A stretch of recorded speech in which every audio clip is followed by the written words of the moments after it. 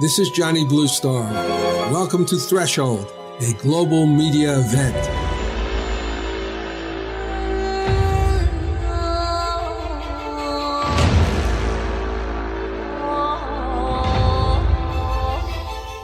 A lawyer now turned novelist, Kenneth Eade has freed himself sufficiently to focus on his main task, to create fiction that is both dramatic and powerful, but also dealing with issues that impact harsh American and global political realities. Our show focuses on The Involuntary Spy, the first book in Eade's espionage thriller series, and scientist Seth Rogen's efforts to expose a massive conspiracy to hide the truth of GMO's effect on the well-being of the people of planet Earth. Join us as we take a peek at this important suspense novelist's mind, as we unthread the deadly promise of GMOs in the real corrupt political and commercial economic system of today. Find out why Eade has his protagonist Seth Rogen risk his lucrative profession, his citizenship, and his life to expose the company hiding behind the distortions of media and corrupt government officials.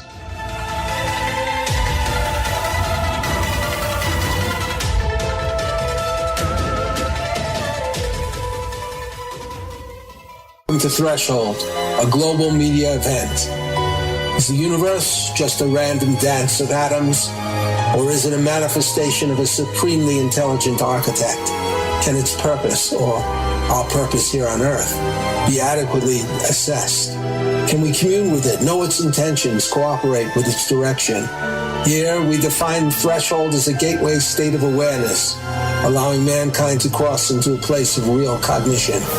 Threshold allows us to approach questions of higher reality through the door of experience rather than mere belief. Welcome to Threshold, where we tear away the veil from commercial media, bringing our audience and participants into another realm of reality and enhanced communication.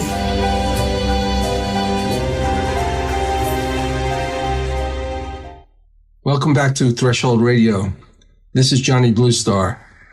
Before we begin, I'd like to say a few things about what we're doing here. Unlike a few programs that I follow fairly closely whenever possible, although we are personally interested in all kinds of phenomena, we cover things like attacks on our constitutional rights, theories of manifestation, political cover-ups, the possibility of extraterrestrial contact, and other, shall we say, somewhat sensational topics.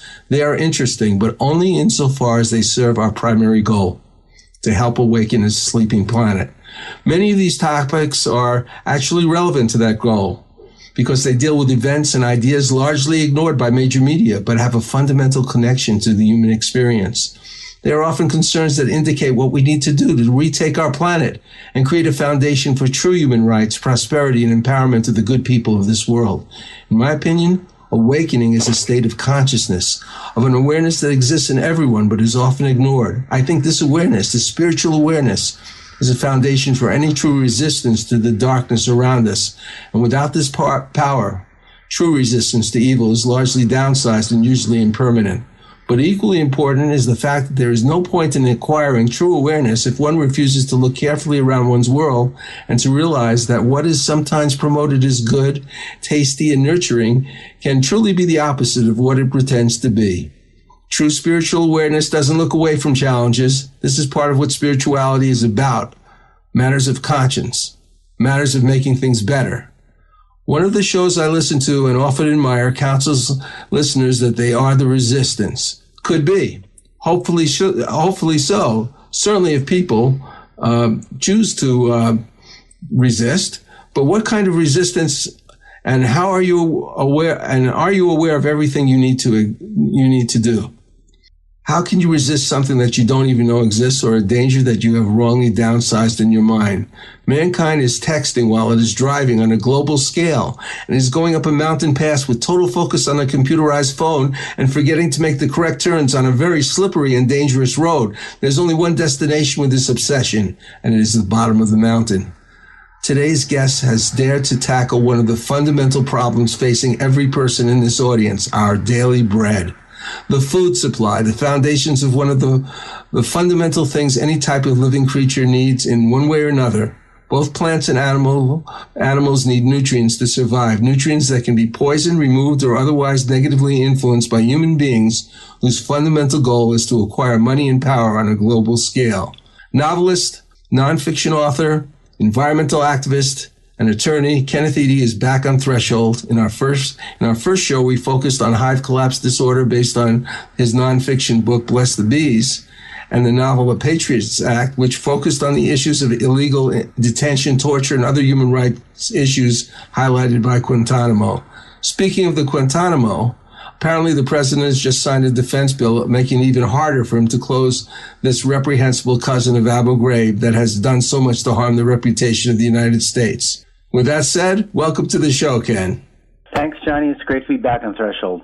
Many years ago, I decided to write action-adventure books and films that had real-world political, ethical, and spiritual ramifications. Two of them are now up in Kindle, Boots in Manhattan and Thriceborn, which tackle questions, respectively, about war, government policy, and the foot soldier, and also the spiritual implications of the story of the fall, treated from a science fiction perspective. My colleague, Kenneth Eade, specializes in presenting issues of enormous political and ethical import, both in nonfiction but also in two powerful novel series, the Brent Marks legal thrillers and the Involuntary spy political thrillers. I consider this kind of novel, as well as the film genre, very important in awakening people to problems so effectively diffused and sidestepped by mainstream media. Storytelling, as well as other nonfiction books and alternative media, as represented by this and many other programs, addresses the spirit and emotions of people and is a very powerful way to affect change, which I believe in firmly. We very much support Ken's focused efforts and sacrifices to address many critical issues in the very tough work of a commercial publishing marketplace filled with distractions and relatively purposeless fiction. Today's focus is on the very serious issue of GMOs, so ably developed in Ken's novel, The Involuntary Spy, which, like his nonfiction books, Bless the Bees and Save the Monarch Butterfly, takes on the question of GMOs.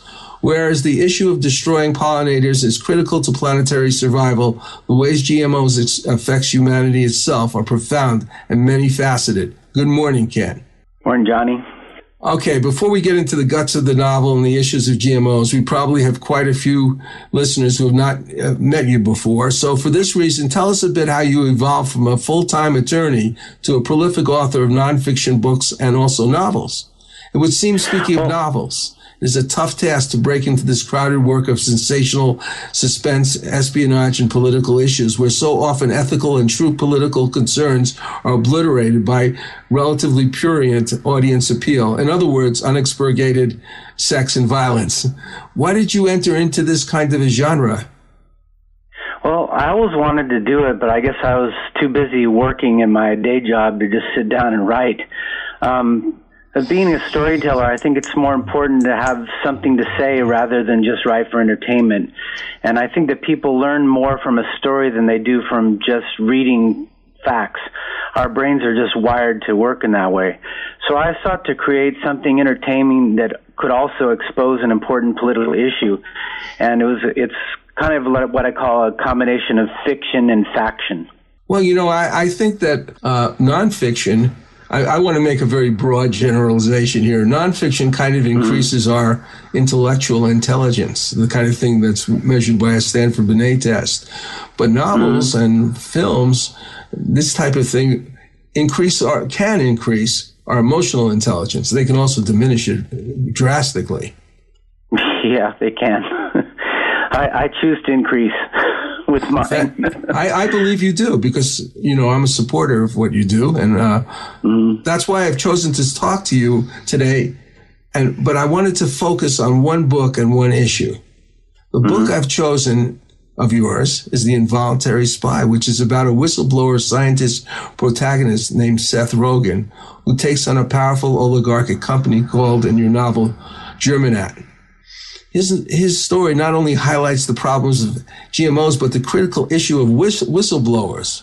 Both he, a fictional character, and Edward Snowden wind up in Russia.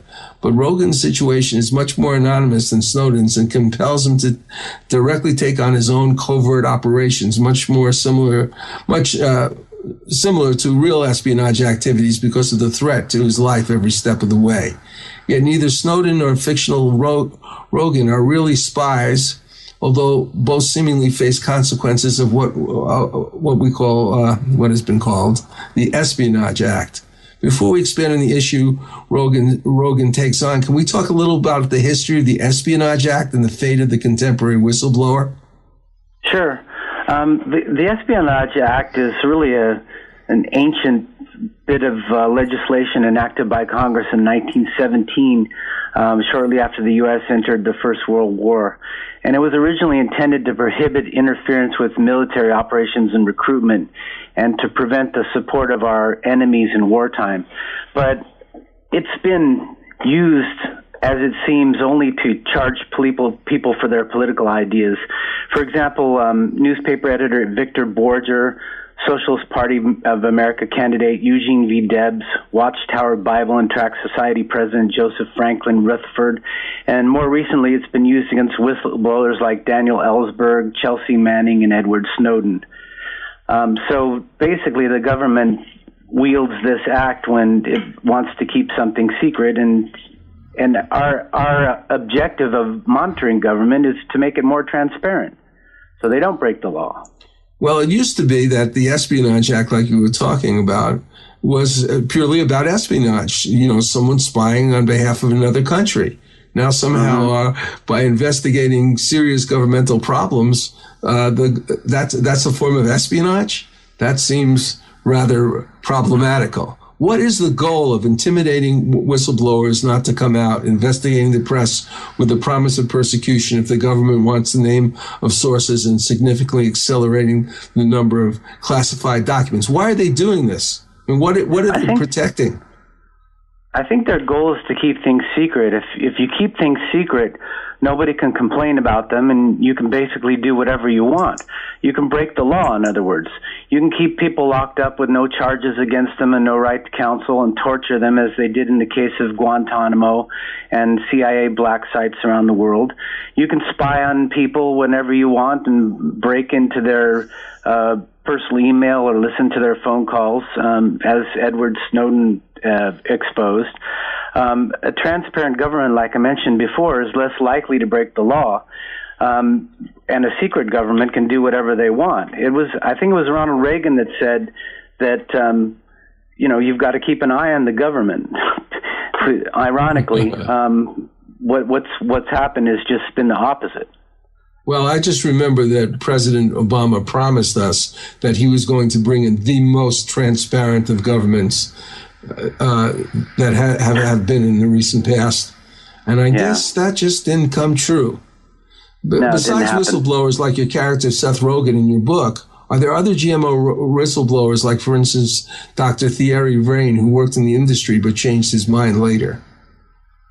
Well, there have been, and the one that really peeved me was a guy that I used to have a lot of respect for. Bill Nye, the science guy? I actually have. I've actually been in the same room with him at one point. Yeah. Well, he's basically an actor, but I thought he's done a lot of good things to educate children on science. But he originally was one of the first ones that came out against GMOs.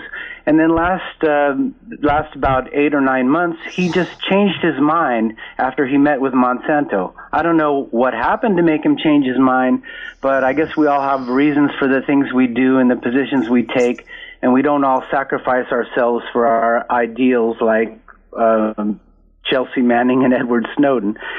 Something happened to change Bill's mind, and I hope it wasn't monetary.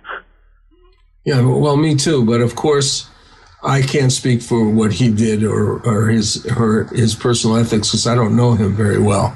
But it is true that money seems to be speaking quite a bit to people who are in power, both in commerce and in politics. And that is really a shame.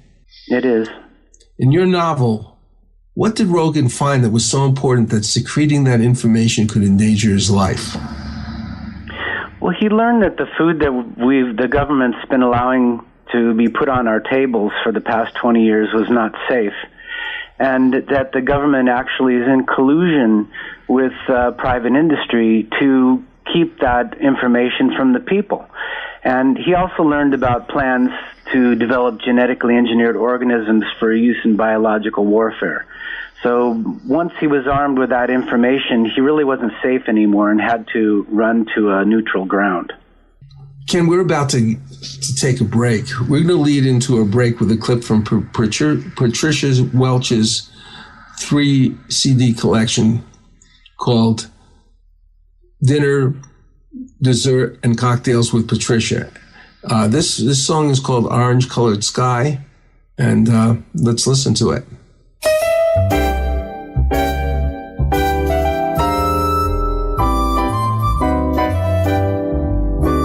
I was walking along, minding my business, when out of an orange-colored sky, flash, bam, alakazam, wonderful you came by.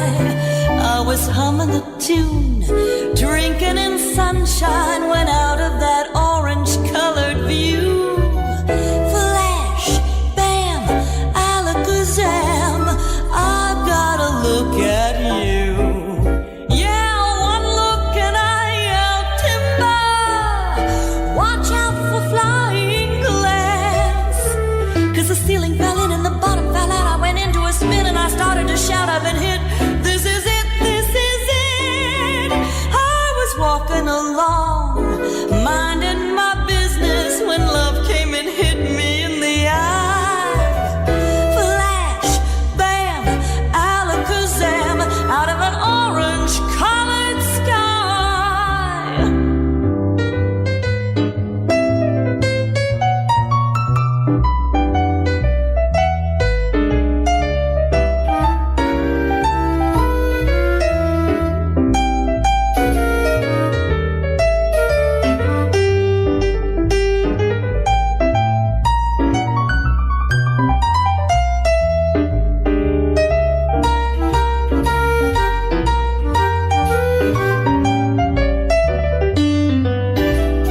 Yeah, one look and I yelled timber. Watch out for flying glass. 'Cause the ceiling fell in and the bottom fell out. I went into a spin and I started to shout. I've been hit. This is it, this is it. I was walking along, minding my business, when love came and hit me in the eye. Flash, bam, alakazam, out of an orange-colored, purple striped, pretty green polka-dotted sky. Flash, bam, alakazam, and goodbye.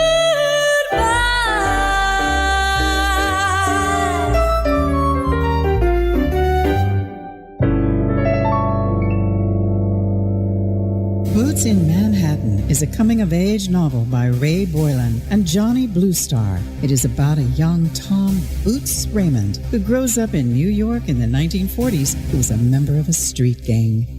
My friends and I were about to start our own game of stickball when Rabbit Lacey, the head of the Rattlers, came up to us and tried to move in on our game. We were called Dwarves, the youngest members of the stupid gang. Hey, Kevin, I need you to get some gloves and some stuff I left at my place. No, this is our game. Hey, are you my good little dwarf or what? You've been calling me a dwarf since I was 6. We're not your personal slaves, pal. Hey, what is this? A dwarf rebellion? All right, big guy. We ditched the dwarf thing. We make you guys regular rattlers. No, it's too late. He looked at Jay and me. We looked away. Rabbit was now angry and he pushed Kevin hard with the palms of his hand. Kevin tried to ram him in the stomach, but he stepped aside, throwing Kevin into the curb where he fell to the ground, bleeding profusely at the knee. Still, he managed to get up. My street. Kevin shouted at Rabbit, pointing at him with an angry index finger. Find out more by Googling Boots in Manhattan, a 1940s coming-of-age novel, part 1 of the novel series The Foot Soldier by Ray Boylan and Johnny Bluestar. Google with the words Boots in Manhattan, Ray Johnny Kindle. That's Boots in Manhattan, Ray Johnny Kindle. Nowadays, if you are a serious business person, just getting assistance from someone with a license and a bit of experience may not be sufficient. In fact, your realtor actually needs to be knowledgeable enough to be one of your top advisors. Whether you are facilitating a giant merger or selling your company, there's a lot at stake besides your finances. There is the future value of your current investment, financial freedom, integrity, and overall reputation. If you need this kind of assistance, Sandra LaFlamme is a real estate expert with the experience, reputation, and knowledge qualified to assist you in all your key transactions. Sandra LaFlamme, real estate services with integrity and conscience. Contact her today at 888-366-8070. That's Sandra LaFlamme at 888-366-8070. Patricia Welch's 3CD collection is called Cocktails, Dinner, and Dessert with Patricia. It contains 46 vintage songs by this powerful and versatile singer who I've worked with for years. I am still amazed when I listen to almost every song she has on this collection. You can find it at patriciawelch.com/CD. That's patriciawelch/CD. Now back to work. Hey, Ken, exactly how are GMOs created, and how is altering plants this way produce fundamentally different results from breeding plants of the same species, say? Well, people have been breeding plants and also breeding animals with the characteristics that they want to develop for many, many years. But GMOs are different because you're taking the genes of a completely different species, like a bacteria or another plant or even an animal gene, and you're splicing it with the genes of the crop that you want to have that particular characteristic. For example, one of the first GMOs was a tomato that was engineered so it wouldn't freeze. And they did that by inserting genes of a fish into the tomato.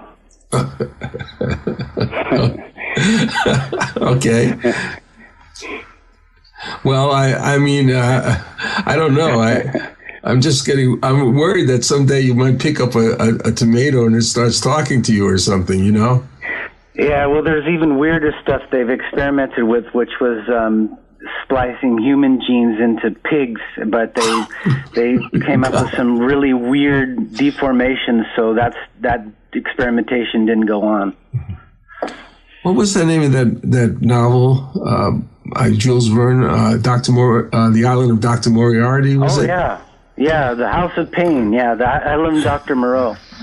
Oh, Dr. Moreau. Okay, that's it. I made a mistake. Yeah. Well, anyway, that was a very disturbing sort of prophecy, I would say, to what's happening now. Yeah. What kind of consequences do we face for this kind of manipulation of nature, like introducing genetic material from such radically different creatures? Mm-hmm. How long is it going to take to learn of some of these long-standing consequences? Well, the short answer is that scientists don't know how long it's going to take or how bad it's going to get. I mean, evolution has been thousands and millions of years to have things develop, naturally over the process of natural selection. And now, we've changed the game plan. Species don't combine traits with each other, genes with each other. They just don't. So we don't really know how long it's going to take to find out the consequences. They've been on our tables in America for about 20 years. And so what we're going to do is we're going to find out from that experiment. All the American people are the guinea pigs, and the results are being tallied right now. When you change life in this way, there's no telling what's going to happen down the road. There's entire sequences of DNA that they know nothing about, and they're considered extra or useless material, but they've got to be there for a reason, and we'll find out. Well, I guess we will. I want to say, Ken, that I love your book. I love the way that it integrates some of these really important questions with with other things, with adventure and exciting events, but still there's a kind of perfect relationship between the non-fictional references and the reality that this man is facing in a fictional novel. I like this passage that you wrote.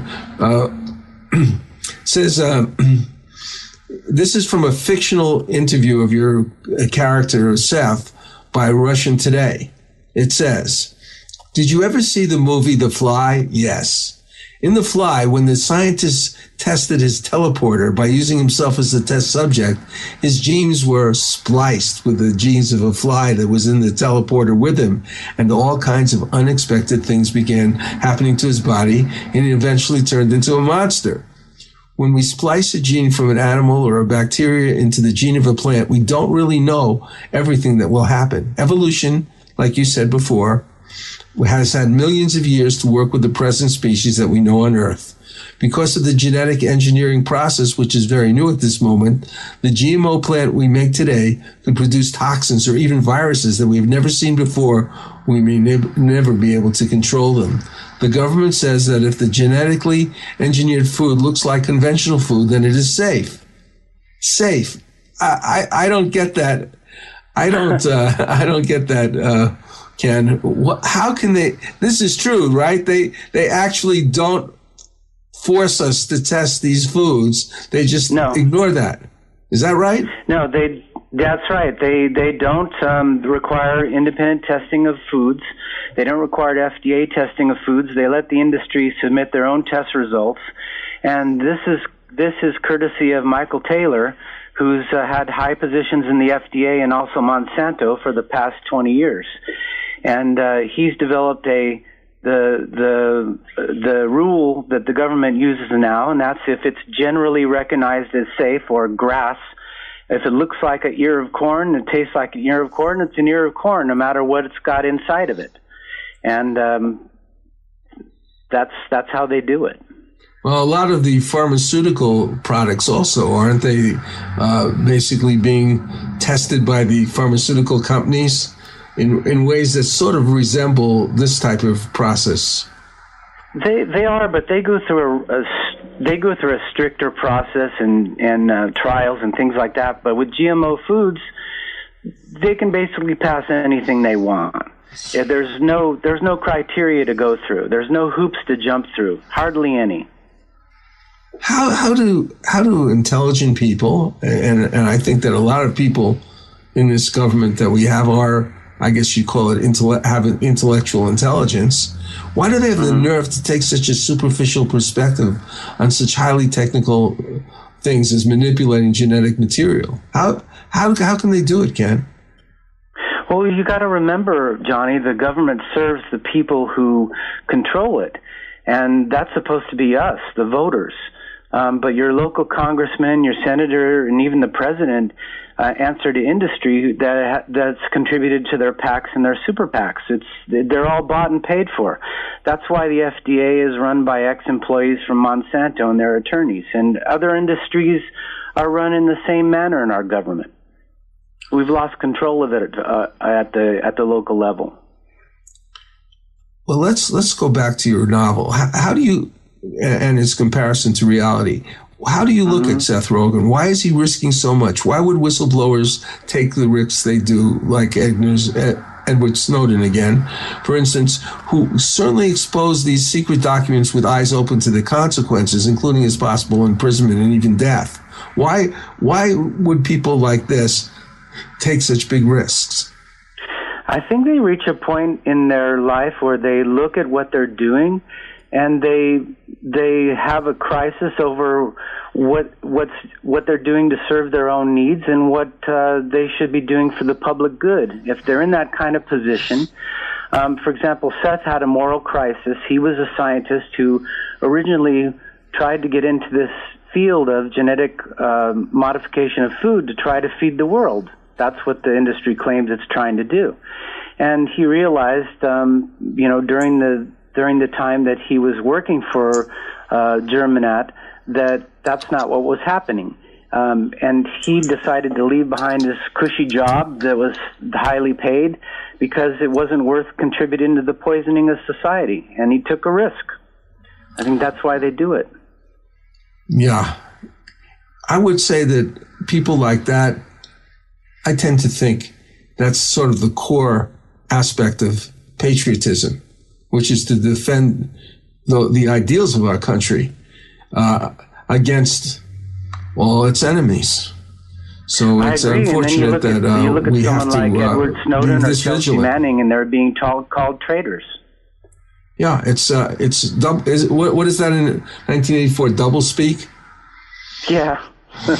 Where you say the opposite, and the opposite is what you want them to believe. You just right in their face, you say it doesn't matter about manipulating genetic material. Let's just go do it. After all, that's a very nice, nice red tomato or red apple, even though it might have wax on it and some other chemicals to decorate its coloring. Anyway, we're going to take a break now, and then I'm going to ask you some questions about a little bit about your relationship of your own experience to the novels and how that feeds into it. Right now, we're going to play a piece, a little advertisement for my friend Edgar Ahrens, who is one of the most magnificent composers I have ever heard in the field of film and TV.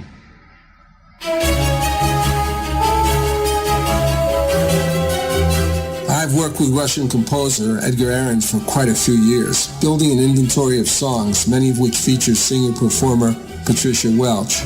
We will soon be releasing these songs, components of an album and a musical in progress called Hadley's Castle.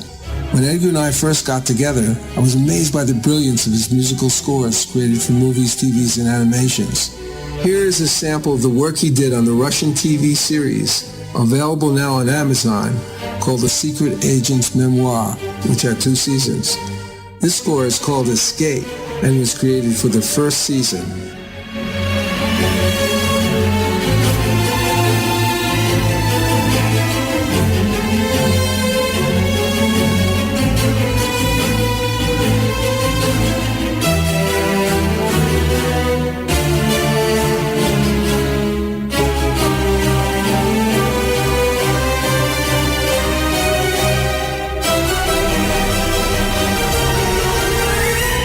I am very pleased to say that Bridge of Light Productions, a division of New Galaxy Enterprises, is proud to be the contact point for television and film companies seeking information about this amazing composer's work. If you're in the entertainment business and wish to know more, contact me at johnnybluestar@gmail.com. That's johnnybluestar@gmail.com.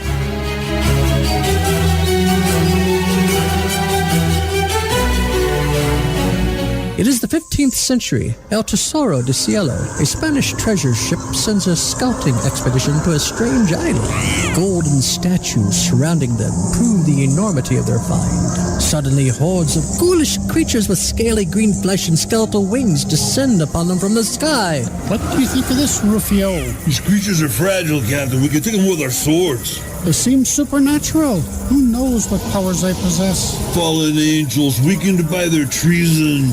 My God! Are you saying they're Nephilim, the devil's host? I'm saying, whatever they are, we can take them. Do any of you cowards dare join me? Up against sharp knife-like nails and hideous fangs, the men's swords rip into slimy green flesh. Though black blood pours copiously from their half-naked bodies, the creatures miraculously persist. Can the crew survive this bloody, cursed battle?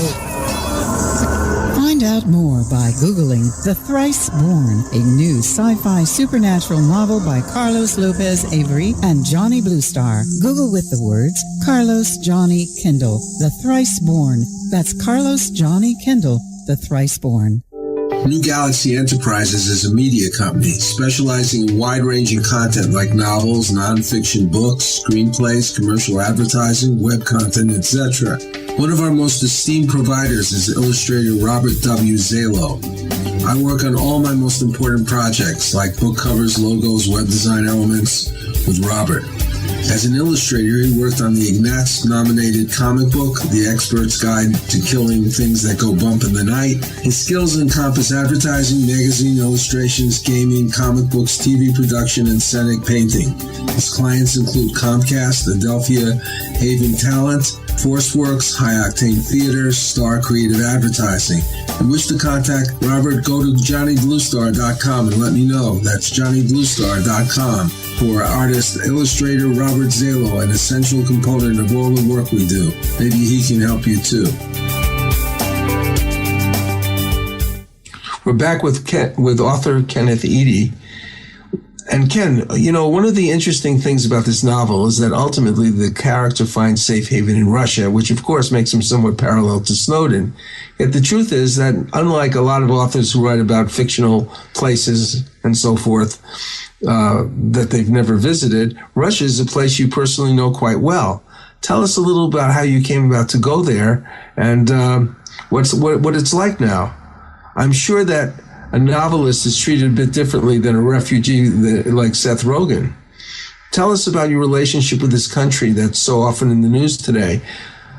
I think it's a really interesting thing that, that some of the things that Putin does is so, well, it's very, it's kind of fascinating.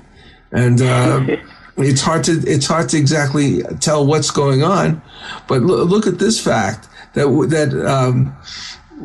we see things like a broadcasting company in the U.S. like RT with people like Tom Hartman or Larry King as talk show hosts.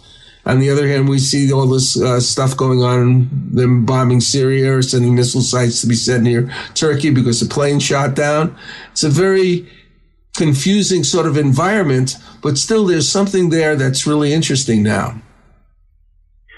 Well, I've had a long relationship with Russia.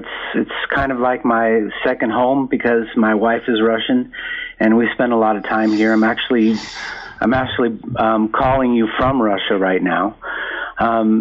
So I know a lot about the country, and there's a lot of similarities of the Russian people to American people, believe it or not. And I guess there's a lot of differences, but since I've been involved with Russia so long, I've probably lost track of all those differences. But yeah. It's a really interesting country. People are very well read here and very well educated. So being a novelist, I'm pretty well received. I'm kind of a celebrity here, which is nice. And I like Putin. I mean, not all the Russians like him, but I remember when he was the premier of Yeltsin, when everything was all messed up in Russia after the fall of the Soviet Union, and he was the premier for Yeltsin. I saw him on his first public announcement. I said, that guy is going to be the next president of Russia. And sure enough, he was. And I think that we're lucky that he's actually in control, because if it would have been someone like George W. Bush who had his finger on the nuclear button when that Turkish plane shot down the Russian plane, I'm not sure if we'd be in a very safe position. Yeah, there's things that are going on. I mean, like giving some refuge to whistleblowers, particularly Snowden, is amazing. And joining, let's put it this way, independently at this point, perhaps it'll change, taking initiative to counteract ISIS, I think is an amazingly important thing. And I know that Russia's interests are involved, but it's actually the world's interests. So I'm glad that he's doing that. I think there's an intelligence there that we seem to be lacking sometimes in our foreign policies, especially towards what's obviously a clear threat. The basic thing is they were invited to come by the government of Syria. That's something that the states didn't think about when they went in their bombing campaign in Syria. They thought, all right, here's another place where we can effect a regime change, and they had no exit plan. They just thought, we'll just wreak havoc and blow the whole place up like they did with Iraq. And then what you've got is opportunity for groups like ISIS to come to life, which is what the Iraq War caused. The opportunity for ISIS to get a stronghold. That opportunity wouldn't have been there without the Iraq War. So I think that if you have a strategy and you're representing a known government, that it's probably a better game plan than just going in haphazard and hacking everything up. And just to mention this as an aside, although it's actually a fairly big deal, there are these drone strikes that are causing, regardless if the governments allow them in or not, they cause so much damage to civilians that it's almost frightening to imagine that we can just go into a country, and again, sometimes without any permission, sometimes with permission of a certain group in government, but we can just wreak havoc. We are just getting entangled, as you know, as Washington warned us against, in all kinds of things, and not for the right reasons, I'm afraid. I agree. Well, it's crazy. Yeah. Here's another passage from your book. When Seth is asked about GMO's possible use in biological warfare, he says, no, it isn't used that way, but it is used in the war on drugs to kill the opium poppy and cocoa plant farms. When questioned, isn't that a good thing? He says, and this is an amazing little passage, it will also kill beneficial plants and wildlife and infect the rainforest where a lot of these drugs are grown. Colombia, for example, is not only known for growing these drugs, but is also the home of rainforests that are called the lungs of the earth, because they produce up to 20% of the world's oxygen for our atmosphere. This could have devastating consequences for life on Earth as we know it. Is this true? Is this real? It's true that they've experimented with engineering organisms to wipe out the opium poppy and the war on drugs and cocaine. But as far as I know, they never have implemented it, not yet. So it's true, but the repercussions of such an act, if they decide to do it, are exactly accurate as recited in the book. And if it suits their needs, I think they will do it someday. Yeah, governments tend to experiment with all kinds of things that perhaps, unleash the biological warfare genie. And who knows how much of this has actually been responsible for a lot of some of the medical havoc that we have. I also, to change the subject a bit, I notice a great deal of very specific descriptive writing in your book. For instance, there's a martial arts training when Yuri, Seth's Russian handler, teaches him how to defend himself, the methodology of using special software to hack his boss's computer and the spyware he installs in it, the description of a Russian nightclub and its guests, the description of education in Russian high school. Even more so, there's a lot of research and scientific descriptions, often flavoring conversation, that deals with GMOs. How much of this, as we just were speaking about, in general, how much of this is accurate and how much research do you have to do to create these political and legal thrillers? It's 100% accurate. In the case of an involuntary spy, I had to do a lot of research on GMOs, so all that research is in the book, and it's all accurate. But on the other things that you mentioned, I like my books to be real. I like for example, when a character disarms another character with a gun or a knife, I go in and study on the internet how that's supposed to be done and how to describe the physical action so that it sounds real to my readers. So not only do I want to be accurate when I'm talking about an issue like GMO, but I want to be accurate right down to the software hacking and all the other stuff. I want it to really be real. Well, I understand that. As a matter of fact, sometimes, you make a sort of transformation in different kinds of fiction. Like when I was writing a science fiction thriller, The Thrice Born, it was dealing with angels, and I wanted to know how angels would fight. So I went to a friend of mine, Robert Zalo, who I work with sometimes as an artist, who developed the martial arts system, and we kind of brainstormed how they would actually fight that it would look real. So, wow. Anyway, I think that you are concerned as a novelist to create a reality, and in your genre, it's got to be actually accurate to give the most effect. Now, you say later on, I believe this from your appendix. It was no secret that genetically engineered foods were controversial. So controversial that his company and the other big chemical companies spent millions of dollars on PR campaigns to convince the public that GMOs were the promise to end world hunger and malnutrition. And they would spend millions more to fight labeling to prevent Americans from knowing what they were eating, while their cronies at the USDA and the FDA silently allowed genetically engineered foods to occupy up to 70% of the American table. Europe had already had its coming out when the only independent researcher was able to finally talk to the public about this finding on GMOs. I guess that's from the book itself, right? Yeah. I mean, the novel, yes. Yeah. How accurate is it? I mean, how much of effort has gone into making this wish to prevent Americans from contesting or to be able to contest the government's lax food policies? Oh, it's 100% accurate. There's been the industry, millions of the junk food industry and spending to try to prevent labeling. In fact, they've sponsored their own bill in Congress called the Dark Act to try to have the feds take over state labeling so the states can't force the companies to label their foods. So they just don't want us to know what we're eating. And like I said before, they use the generally recognized as safe standard.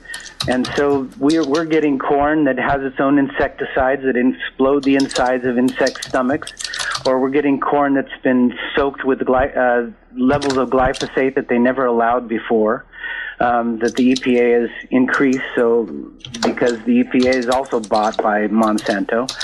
So it's 100% accurate. They spent millions on a PR campaign to tell us how they're going to feed the world when it's not true, and they spend millions trying to prevent labeling. Give us some idea from a biochemical standpoint of what's being done to alter food and the resulting negative effect on the human body through genetic engineering. I'm sort of asking about the dark side of the process. Well, despite the rhetoric of we want to feed the world and we want to feed the hungry, which is really a social political problem, most GMO foods are engineered to survive pesticides. So you can spray a whole farm with their pesticide and kill everything but the crop. And the other ones are engineered to make their own pesticides. As a result, you either get a dangerous bacteria, in the case of BT engineered foods, that make their own pesticides, or you get a crop that's been doused in glyphosate, which is a pesticide that the World Health Organization says is cancer-causing. So this is the main thrust of the two most common kinds of GMOs, and the negative effect is we're getting doused with an extra amount of cancer-causing pesticides that are sprayed on the food and take up in the tissues, or we're getting foods that have bacteria inside of them that have been proven in studies to breach the digestive system in humans, and they're also causing cancer. Wow. Listen, we're going to go to a break now. Here's a clip from Patty Greer, a wonderful singer-songwriter who became one of the leading experts on crop circles. Seems appropriate. Patty is now focused on continuing her amazing career as a chronicler of this perplexing and wondrous phenomena. You can see clips of her films and soundtracks at pattygreer.net. That's pattygreer.net. Check out her songs on YouTube. Here's one of them. It's called Are You the One?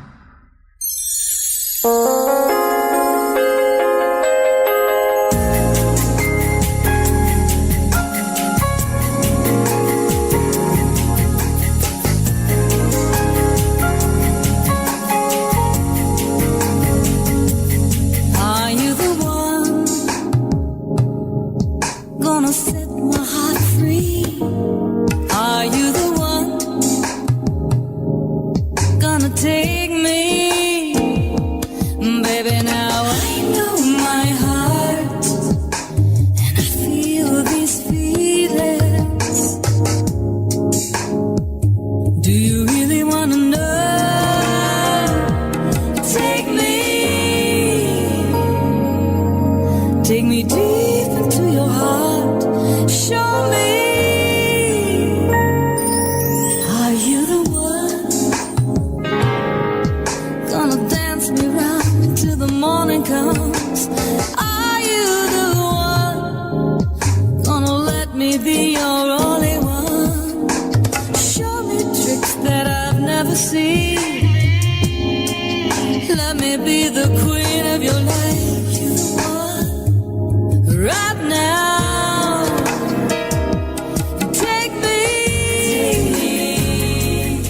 following is from West Side Warrior, the memoir of Ray Boylan, a Korean War veteran and crime fighter. He was there fighting in the world's coldest battlefield when the Chinese communists invaded. Desperate squad members ran past our foxhole yelling, "Get the hell out of here, there's too many of them." Again, we saw the Chinese soldiers charging in with opium-induced mindlessness, oblivious of our bullets. Again, we heard the bugles and whistles. Climbing out of our foxhole, Bob dropped 2 hand grenades behind us, and I threw one over my shoulder. Bullets whizzing by our heads, Bob and I became bolts of lightning flashing across the mountainside. Like a hideous film, desperate scenes like this played out on the Tokong Pass for 3 days. Sometimes I played in the scene. Sometimes I could only watch and wonder if it were real, or if I'd be suddenly jolted out of my trance by an RKO usher saying, "Hey, did you kids sneak in here?" To acquire this book, Google westsidewarrior.boylan.kindle. Boylan is spelled Boylan. That's Westside Warrior, Boylan, Kindle.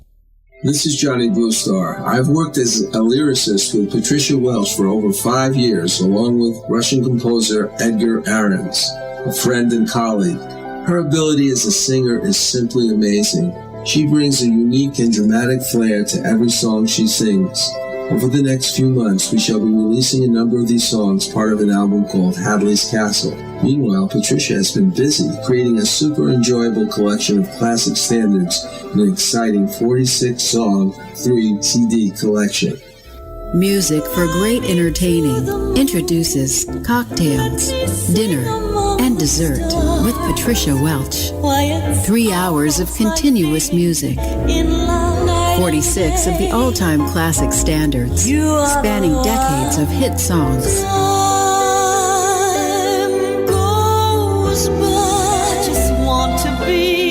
Going to a friend's home for dinner?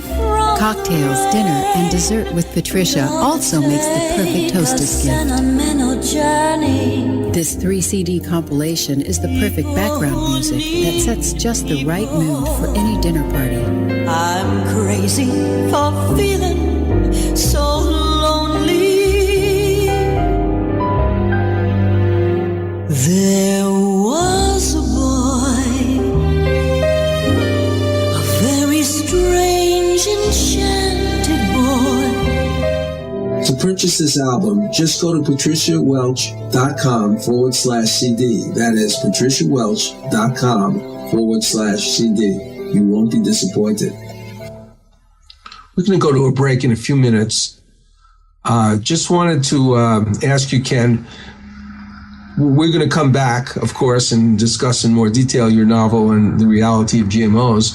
But just in a short answer, what can we do? What can people actually do to make this happen? I don't mean just in a sort of personal way, but in a way that would actually have some kind of power. Well, like anything else, you exercise the power of your pocketbook. You don't buy junk food. Don't buy anything in a box, bottle, or can. Buy only organic.